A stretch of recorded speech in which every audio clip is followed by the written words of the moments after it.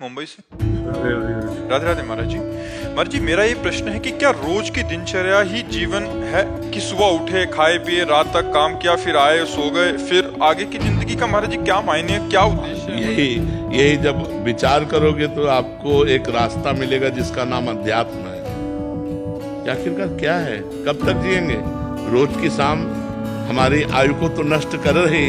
अब जो कल की शाम गई, जितने मिनट जितने सेकंड हमारी आयु में थे माइनस हो गए। अब आज फिर माइनस शुरू है। आखिरकार हम मृत्यु के नजदीक पहुंच रहे हैं। तो खा करके, कमा करके हम अब केवल अपनी केवल आयु ही तो नष्ट कर रहे हैं। लाभ क्या ले रहे हैं? वो लाभ है भगवान का भजन, वो लाभ है भगवान का चिंतन। यदि हम आज एक एक श्वास राम राम बोले, राधा राधा बोले, कृष्ण कृष्ण बोले, हरि हरि बोले, तो आज की कमाई पक्की हो गई।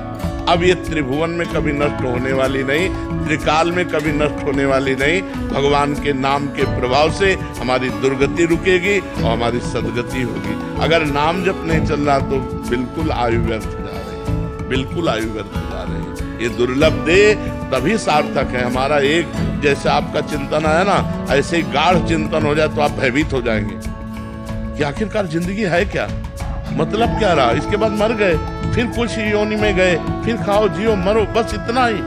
क्या यही जीवन का लक्ष्य है? तो जब ये बात आती है तब अध्यात्म का रास्ता निकलता है। महाआनंद, पूर्णानंद, परमानंद, इस शरीर के राग से रहित, आवागमन से मुक्त, समस्त कामनाओं से विनिवृत्त कामा, अध्यात्म नित्या विनिवृत्त कामा, द्वंद्व विमुक्ता सुख दुख संगई, गच्छन्त मूढ़ा पदमभ्यम तत्। वो अव्यय पद, परम पद को प्राप्त हो जाता है जो भगवान का नाम जप करता है, भगवान की आराधना करता है। तो बच्चा, भगवान का सुमिरन करना ही जीवन की सार्थकता है। नहीं कहे हनुमंत विपत्ति प्रभु सोई, जब तो सुमिरन भजन न हुई। सुमिरन भजन हो रहा है, बहुत बढ़िया जीवन कट रहा है, चिंता करने की जरूरत नहीं। सुमिरन भजन नहीं हो रहा तो व्यर्थ जीवन जा रहा है। किसी भी भोग को कितनी भी बार भोग लो, बार बार वही तृष्णा। आप देखो ना, भोगे हुए भोग को पुनः पुनः भोगने की वृत्ति का नाम तृष्णा है। सुने हुए भोगों को भोगने की इच्छा का नाम कामना है। तो बार बार वही कामना, तृष्णा, बस ये खा लो, वो खा लो, ये भोग लो, वो देख लो, वो देख, तो हमारी आयु व्यर्थ जा रही है। राधा राधा राधा कहते हुए हम पा रहे हैं, क्योंकि पाना पड़ेगा। जो भगवान ने दिया वो भगवान को अर्पित करके नाम जप करते हुए पा रहे हैं। जो भगवान दृश्य दिखा रहे हैं, सब में भगवान की माया, भगवान की लीला देख रहे हैं, नाम जप कर रहे हैं, बढ़िया जीवन चल रहा है। आयु उसकी नष्ट नहीं होती, उसकी आयु सार्थक होती है। तभी हम कहते हैं जो लोग बर्थडे मनाते हैं उन लोगों को सोचना चाहिए कि एक वर्ष माइनस हुआ, अब हमारा जीवन कितना मुझे पता नहीं, और एक वर्ष माइनस हो गया तो मुझे विचार करना चाहिए कि इस एक वर्ष में मैंने क्या महत्वपूर्ण कार्य किया। हम अपने देश के लिए क्या किया, अपने माता पिता के लिए क्या किया, अपने लिए क्या किया। तो हम उत्सव किस बात का मनाएं? लोग शराब पीते हैं, लोग मांस खाते हैं, पार्टी मनाते हैं, अज्ञानी भाव में करते हैं। नाम कीर्तन करो, 24 घंटे भगवान का नाम कीर्तन करो। आज जन्म दिवस अगर मनाना है तो भगवान का नाम कीर्तन करो। गौ से गौओं को हरा चारा डाल दो, संत महात्माओं को भोजन पवा दो, किसी गरीब की बीमारी में लगा तो तुम्हारा जन्म होना सार्थक रहेगा। ये शराब और मांस और ये पार्टीबाजी, ये हैप्पी नहीं है। हैप्पी तो तब है जब भगवान से जीव जुड़ा, धर्म से जुड़ा। हम करें ना 24 घंटे कीर्तन बैठा लो तो 1 घंटे नाम कीर्तन जरूर करो। भगवान का नाम कीर्तन करो और सबको भोजन पवाओ, पवित्र भोजन पाओ। ये गंदी बातें, गंदा आहार, ये बहुत बुद्धि को भ्रष्ट करने वाला। अच्छा, आज बढ़िया आप खीर, गुलाब जामुन, पूड़ी, कचौड़ी, सब्जी, ये सब पवाओ, और वो सब गंदी चीज ना हो। बोले यार क्या पार्टी ही नहीं हुई, वो मानेंगे पार्टी ही नहीं, वो ऐसी भावना रखते। हाँ, तो आज राक्षसी भाव की वृद्धि हो रही। पवित्र आहार स्वयं करो, दूसरों को पवाओ, नाम जप करो, इसी से जीवन सार्थक है। हमारा जो मन है वो इस संसार में लाजी हो गया है। संसार के भोग, संसार की धन संपत्ति, रिश्ते नाते, और इसमें राजी होकर भगवान को भूल गया है। ये सबसे बड़ा घाटा है, क्योंकि रोज का रोज हमारी आयु खत्म हो रही, माइनस में हो रही। अब हमारी कितनी आयु है हमें पता नहीं है, किस घटना से शरीर पूरा होगा ये भी पता नहीं। तो क्या हमारे मनुष्य जीवन लेने का इतना ही फल था कि कमाओ, खाओ, जियो, कमाओ, खाओ, भोगो? क्या इतना ही फल है? नहीं, मनुष्य जीवन दिव्य जीवन है और इसमें दिव्यता है भगवान का स्मरण। यदि हमने इस सेकंड में राधा कहा तो ये सेकंड का कहा हुआ राधा, ये सेकंड समय सार्थक हो गया। अगर हम अपने जीवन के रोज के दिन खोते चले जा रहे हैं और इनमें राधा राधा, कृष्ण कृष्ण, हरि हरि, राम राम जो प्रिय हो वो नाम जप करें तो हमारे जीवन की सार्थकता हो जाए। कुछ ऐसे हमारे कर्म जो हमें दुख देने के लिए आते हैं, उनको कौन मिटाएगा? हमारे द्वारा ऐसे पाप कर्म पूर्व में हुए, वर्तमान में भी हो जाते हैं, गलती हो जाती है, उसको मिटाने के लिए नाम राधा राधा राधा, कृष्ण कृष्ण, जो नाम प्रिय हो। तो हम सबको चाहिए कि हम कोई गलत आहार न करें, कोई गलत पेय पदार्थ न पिएं, भूल कर किसी को हम दुख न पहुंचावें, और नाम जप करते हुए जो कर्तव्य कर्म मिला है, कोई मास्टर है, कोई डॉक्टर है, कोई वकील है, कोई न्यायाधीश है, जो भी जिसको जो कर्तव्य कर्म मिला है उसे अपनी पूजा समझकर करे तो ये हमारा जन्म सार्थक हो जाएगा, हमारा जन्म लेना सार्थक हो जाएगा। और नहीं तो फिर इस जीवन का कोई महत्व नहीं। आपका बैंक बैलेंस, आपकी पढ़ाई, आपकी डिग्री, आपका पद, आपके संबंधी, आपका मकान, सब यहीं एक सेकंड में छूट जाना है। दुनिया में लाखों का मेला जुड़ा और हंसा जब जब उड़ा तो अकेला उड़ा, उसका साथी कोई नहीं होता, उसका साथी सिर्फ भगवान का नाम होता है। इसलिए सब लोगों से प्रार्थना है, पवित्र भोजन पाओ, पवित्र विचार वाले बनो, खूब नाम जप करो और जितना बन सके दूसरों का हित करो। इससे भगवान प्रसन्न होते हैं, और भगवान प्रसन्न हो गए तो हमारा मनुष्य जीवन लेना सार्थक था। नहीं तो फिर व्यर्थ हो जाएगा। हम रोज मृत्यु के नजदीक पहुंच रहे हैं। 40 साल, 50 साल, 35 साल की श्वासें गई, अब कितने सेकंड या मिनट या महीना या वर्ष है हमें पता नहीं। अगर हम नाम जप नहीं करते तो ये सब यहीं छूट जाएगा। फिर अगला जन्म हमारा होगा पशु पक्षियों में, फिर हम कुछ नहीं कर पाएंगे। अगर मनुष्य जीवन में हम अब कुछ न कर पाए, प्रायः लोगों की बुद्धि केवल वर्तमान भोग में रहती है कि आज का जीवन हमारा सुखी है, कल किसने देखा है? नहीं, बुद्धिमान वही है तो आज का भी सुख देखे और कल के सुख की व्यवस्था करे। आज आप जिस सुख में आ गए हैं मनुष्य जीवन में, इससे बड़ा कोई सुख नहीं है। बड़े भाग मानुष तन पावा, सुर दुर्लभ, सदग्रंथ देवताओं के लिए भी दुर्लभ है। क्या हम सुअर कुत्ता बन करके सुखी हो पाएंगे?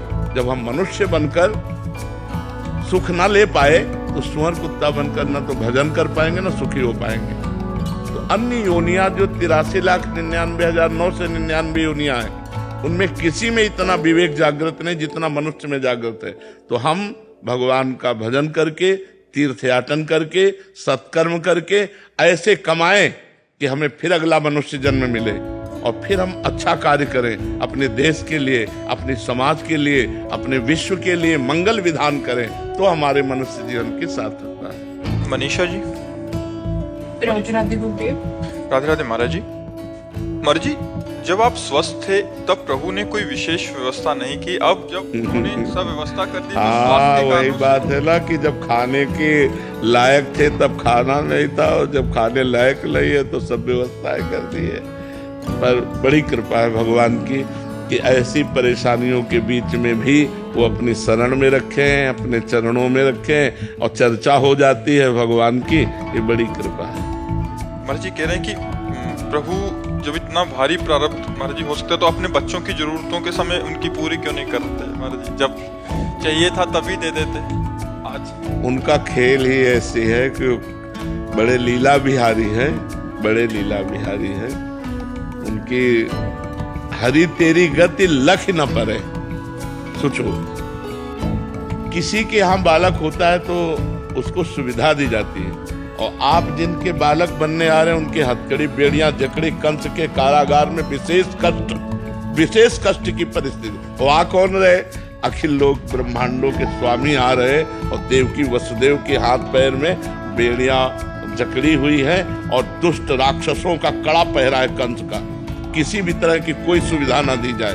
भारी कष्ट में 6 बच्चे मार डाले गए। कितना भयंकर कष्ट आप सोचो। पत्थर में पटक करके नवजात शिशुओं की हत्या कर दी गई और दुष्ट राजा कठोर शासन में। और आ कौन रहे? सकल जगत का मंगल करने वाले भगवान कंस के कारागार में प्रकट हो रहे।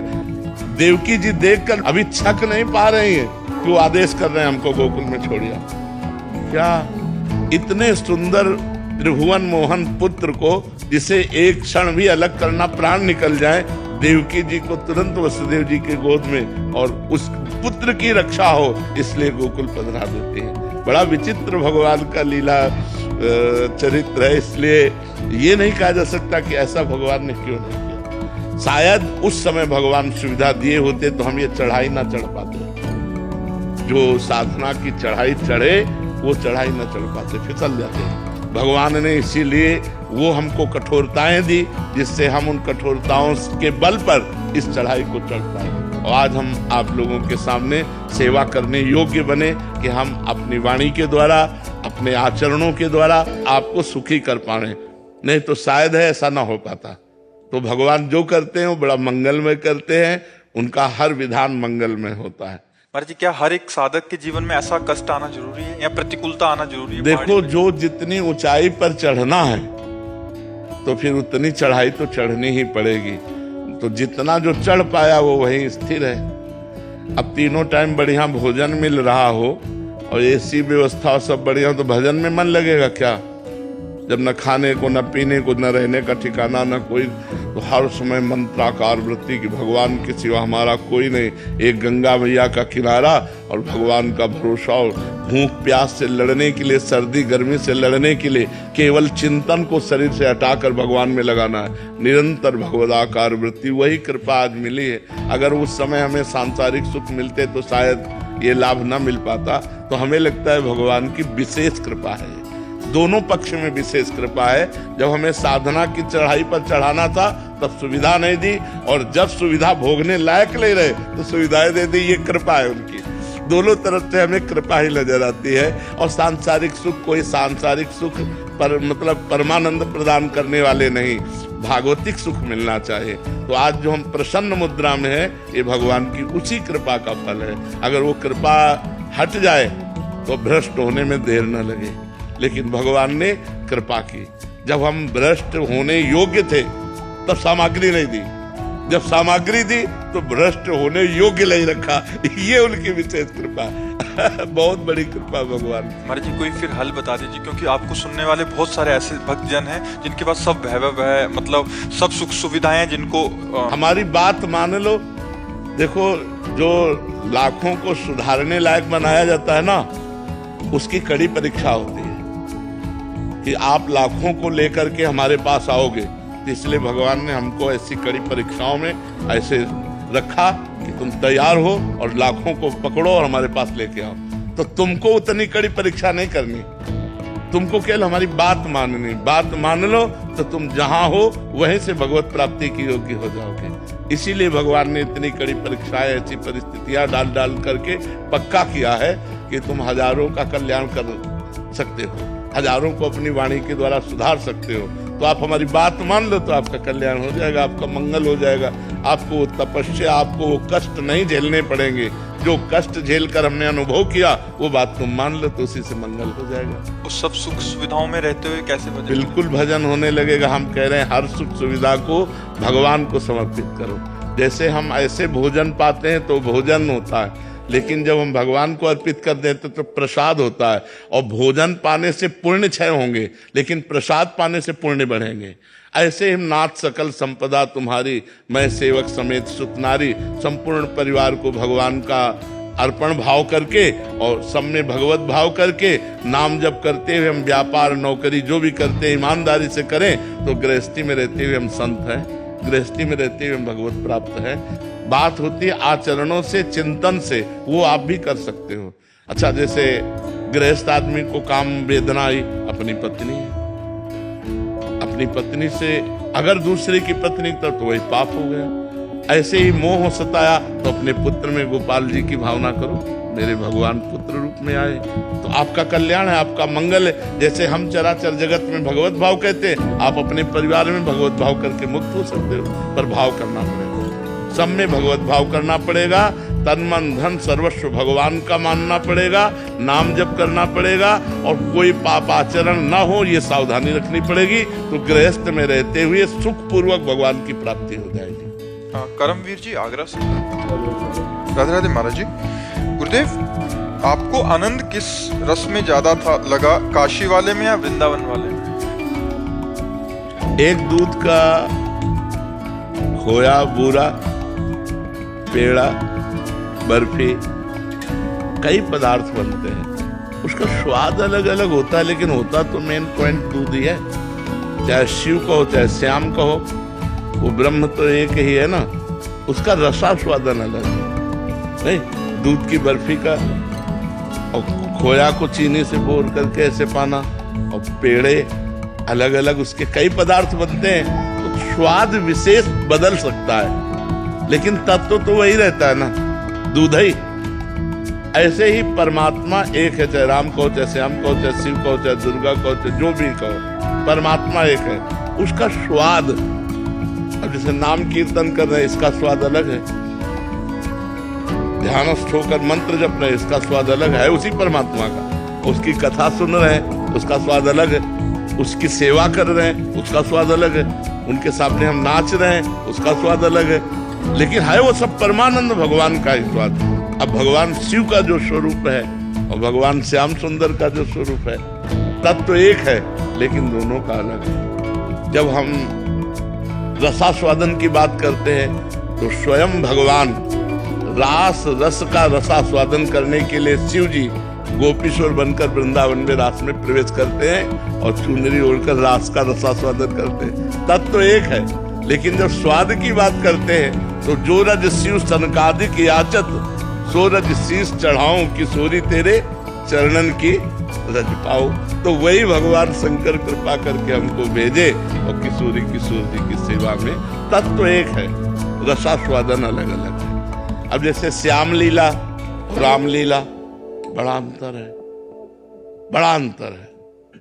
गंभीर मर्यादा, बिल्कुल कहीं इतनी भी मर्यादा का, वही राम है वही श्याम। प्रेम की एक अपनी मर्यादा होती है, ये प्रेम लीला अवतार लीला पुरुषोत्तम है और वो मर्यादा पुरुषोत्तम है, और है एक, पर लीला में बड़ा अंतर है। प्रेम लीला स्वक्षण, प्रेम की एक अपनी मर्यादा होती है। वंशीनाथ की आई ब्रजनार सुनत बंसीरो, गृहपति बंद विसारे, दर्शन मदन गोपाल मनोहर, मनसी ताप निवारे। हर्षित बदन बंक अवलोकन, सरस मधुर धुनि गावे, मधुमय श्याम समान अधर धर, मोहन वेणु बजावे। रास रचिव बन माही, विमल कलप तर छाही, विमल कलप तर तीर सुपेशल, सरद रैनवर चंदा, शीतल मंद सुगंध पवन बाय, तहाँ खेलत नंद नंदा। अद्भुत ताल मृदंग मनोहर, किंकिन शब्द कराही, यमुना पुलिन रसिक रस सागर, रास रचिव बन माही। देखत मधुकर केली, मोहे खग मृग बेली, मोहे मृग धेनु सहित सुर सुंदर, प्रेम मगन पट टूटे, उडगन चकित थकित शशिमंडल कोट मदन मन लूटे।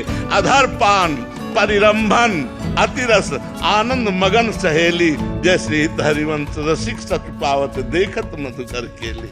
वो अद्भुत रस, एक गोपी एक श्री कृष्ण, एक गोपी एक श्री कृष्ण, वो अद्भुत रास रस ये कहीं नहीं आप देखोगे।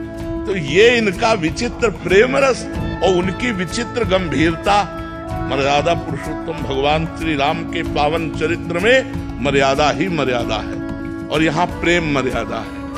तो तत्व एक है। जब लीला की तरफ देखो तो अलग अलग स्वाद है।